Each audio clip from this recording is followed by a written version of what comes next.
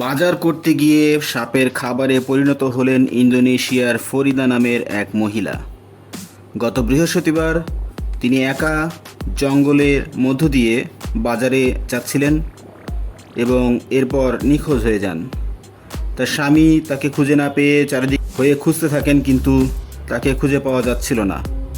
পরদিন শুক্রবার জঙ্গলে খুঁজতে খুঁজতে একটি বড় অজগর সাপকে পেট ফোলা অবস্থায় দেখতে পান তার স্বামী। তিনি সন্দেহ করেন নিশ্চয়ই এই অজগর তার স্ত্রীকে খেয়ে ফেলেছে। পরে প্রতিবেশীদের সাহায্য নিয়ে সাপটিকে ধরে মেরে তার পেট কেটে ফরিদার লাশ বের করে নিয়ে আসা হয়। ব্রিটিশ সংবাদ মাধ্যম ডেইলি মেইলে এই নিউজটা এসছে।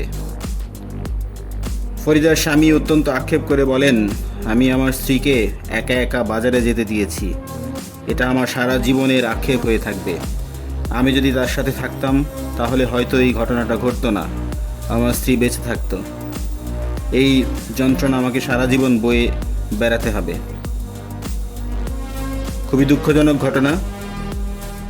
যেখানে এই ধরনের সাপের বিচরণ আছে সেখানে অবশ্যই সবার সতর্ক থাকা উচিত, স্পেশালি এই ধরনের জঙ্গলে যেখানে কিনা এত বড় অজগরের বিচরণ রয়েছে। ফরিদা আর পৃথিবীতে নেই।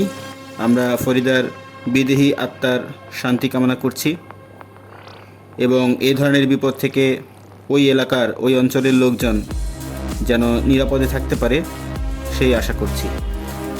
সো আপনার এই নিউজটা শুনে কেমন লাগলো আপনি কমেন্ট করে জানান, আর আপনি যদি আমাদের চ্যানেলে নতুন হয়ে থাকেন অবশ্যই সাবস্ক্রাইব করবেন। ধন্যবাদ।